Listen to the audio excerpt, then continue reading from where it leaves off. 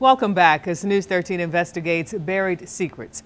After doing business in South Asheville, CTS left behind a toxic Superfund site.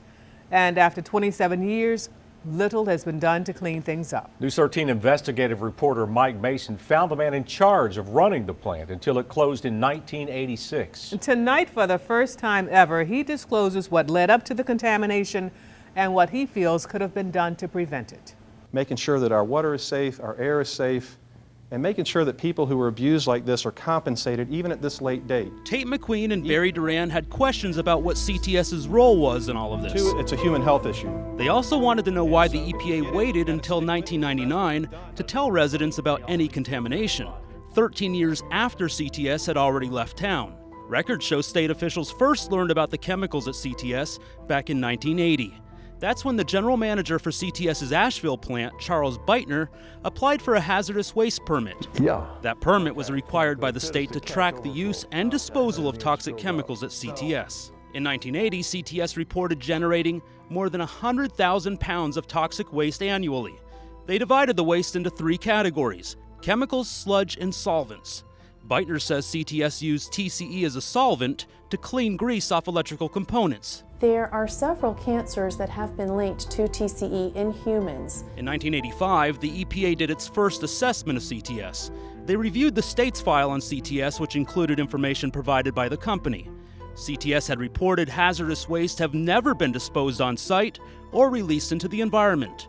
The nearest residents were located 500 yards away, and there are no known drinking wells in the area.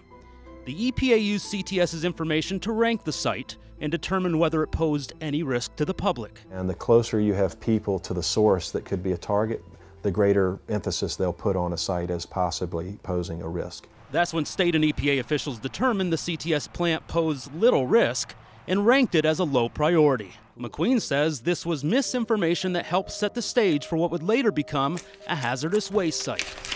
If you diminish the risk by saying, well, no one lives near here, and plus they're all in city water, then on paper, well, then there's no big deal. And it was a big deal. It would later become a huge deal for the Rice and Robinson families. In 1999, the EPA announced their drinking water was contaminated with high levels of TCE.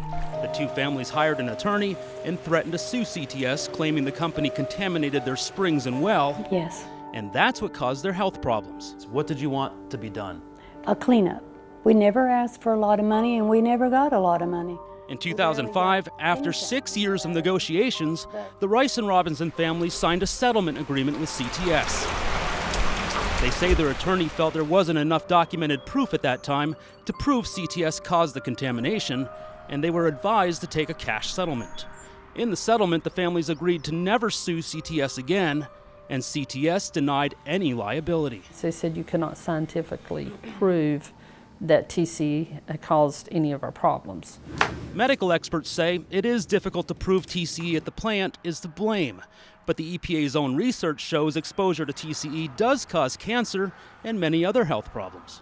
2 years later, in 2007, critical information about the CTS site was finally released to the public when the EPA sent the administrative record to the Pack Library in Asheville. That record documented the EPA's testing for contamination at the CTS site back in 1990. It also detailed the EPA's 1999 test results, when high levels of TCE were found at both the CTS site and the Rice's Springs. The administrative record also included the EPA's action memo from 2002, stating the levels of TCE will increase and contaminants will migrate away from the site if they weren't cleaned up immediately. They said that the site posed a risk to public health and that it was time critical. The Rice and Robinson families feel the information in the administrative record would have supported their case against CTS, especially since it indicated how EPA officials knew the contamination was migrating away from the CTS site and onto the Rice property since 1990. But the EPA didn't release that record until 2007, 2 years after the families had already settled with CTS. In 2009, public pressure prompted local leaders to question how contamination from the CTS site got so out of control. This is footage from a Buncombe County Commission meeting in April of 2009. Commissioners such as Bill Stanley publicly questioned state officials from NC Diener. Stanley demanded to know what they were doing to clean up the Superfund site. Are you going to make CTS clean up that mess out there? This is absolute positive. Are you going to do it? Can you make them clean it up? All of the work that is being done is to make CTS clean up the property. Commissioner Stanley then told officials about a conversation he previously had with former CTS official Norman Lewis. Lewis was the company's hazardous waste coordinator and worked at the Asheville plant from 1959 to 1986. Norman passed away a couple of years ago, and they dumped it, because when this first came up, I asked, what'd you do out there? They said, well, we did. But it wasn't illegal at the time, what they were saying, and it wasn't, evidently. But it is now, and they should be the ones to clean it up. They should be smart enough to know it was illegal then. That stuff ain't going to help the ground. Our laws we just need to stay on them, my friend, and get it done. Yes. Get it done. Our laws do not distinguish whether it was okay to dump it in the past or not. They have to clean it up. Later in the meeting, NC Diener's liaison to the EPA, James Bateson, spoke about the effects of TCE in the drinking water. Groundwater is another question. Certainly the Rice family, those two households were being exposed to trichloroethylene in their spring box in those two families over a long period of time. And it's not a comfortable thing to talk about that. And was that definitively attributed to the CTS plant? Pretty clear. In 2010, state and EPA officials met with residents about the contamination. A community activist, not affiliated with the CTS Action Group, videotaped the meeting as Bateson made a bold statement. The fact that CTS released these compounds in the environment is easy to prove. Last month, Bateson emailed us saying state and EPA testing in 1999 proves TCE was released in the soil beneath the former CTS plant. We were unable to reach CTS officials for a comment. But CTS has stayed in touch with the EPA. In 2004, the EPA listed CTS and the site's current owner as potentially responsible parties. Mills Gap Road Associates currently owns the 9-acre gated portion of the site. They purchased the 54-acre property from CTS in 1987 and later sold off 45 acres to a company that developed the upscale subdivision Southside Village. Mills Gap denies having anything to do with chemicals while they own the property. As a result, they refused to sign the EPA's consent order accepting liability. Last year, CTS officials did sign it and agreed to pay for future testing and cleanup.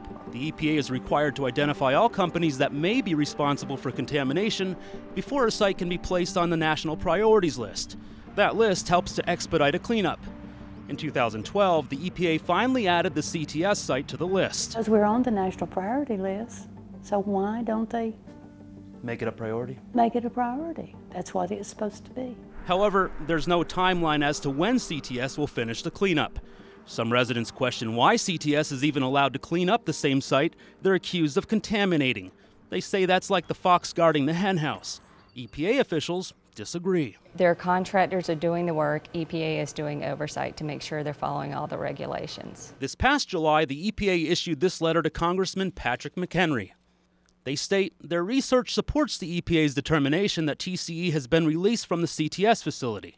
At this time, the EPA has no reason to believe that other sources are contributing to the release of TCE from this site. So now, 27 years after CTS moved out of Asheville, the EPA's lengthy investigation has officially determined TCE did come from the CTS site. Still, neither NC Diener nor the EPA have provided any evidence that CTS knowingly dumped TCE or even mishandled it. Since CTS officials in Indiana haven't returned our calls, we went straight to the man who ran the Asheville plant for answers. Oh, yeah. Charles Beitner was CTS's general manager of the plant for 23 years. Now, at the age of 88, I don't know what I could do. From the front porch of his South Asheville home, Beitner broke his silence for the first time ever. Yeah, I can understand why they would find some in the soil. Beitner recalls CTS having its share of problems. For instance, workers were fiercely divided between those who joined the union and those who didn't.